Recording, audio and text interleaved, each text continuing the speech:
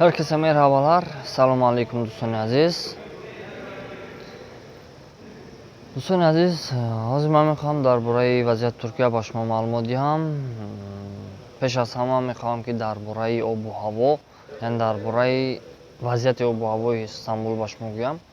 دوستان عزیز، یک روز پیش در استانبول، البته که در طرف آنادولو یعنی استانبولی آسیا، یعنی در طرف آسیای استانبول برف بارید. این معنای آمد زمستان هست. دوستان عزیز، در اینجا هم باشد 2 روز باران، 1 روز آفتابی، یک روز باران، 1 روز آفتاب. هوا کمی خنک شده است دوستان عزیز. از همین خاطر شخصانی که برای توریسم آمدنی هستند، برای سیاحت، خوبش با دیگر ماه ها گذارند سفرشان را، چون که بارانی هست، هم خوب تماشا کردن نمی شود دوستان عزیز. یعنی سزن توریستی باقی رسید.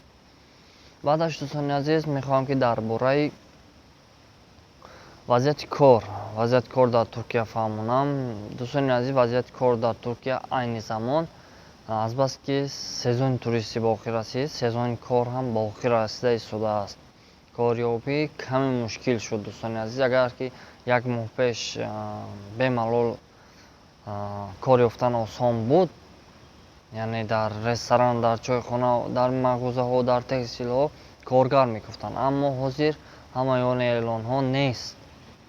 یک در بعضی جایهایش میتوانند کارگر قبول کنند دوستان عزیز، اما معاش هم کمتر میشود دوستان عزیز، از بس که توریست ها نیستند.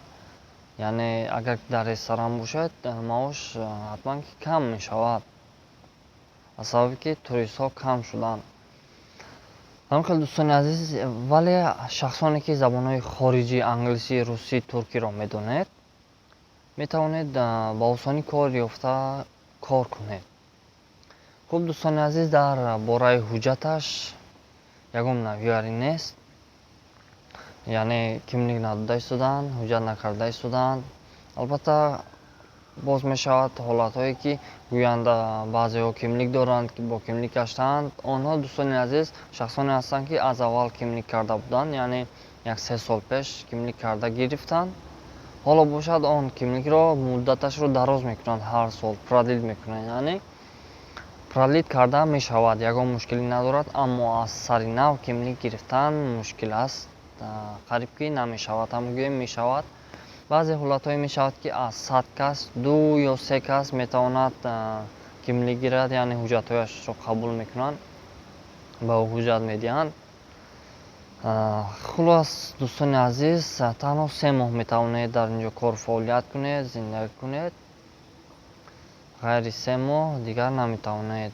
می توانید البته با طور قاچاق، ولی اگر پلیس دستگیر کرد شما رو دیپورت میکنند. خلاص دوستان عزیز، وضعیت در ترکیه همین گونه. تا ویدیوی بعدی، پناهتان به خدا.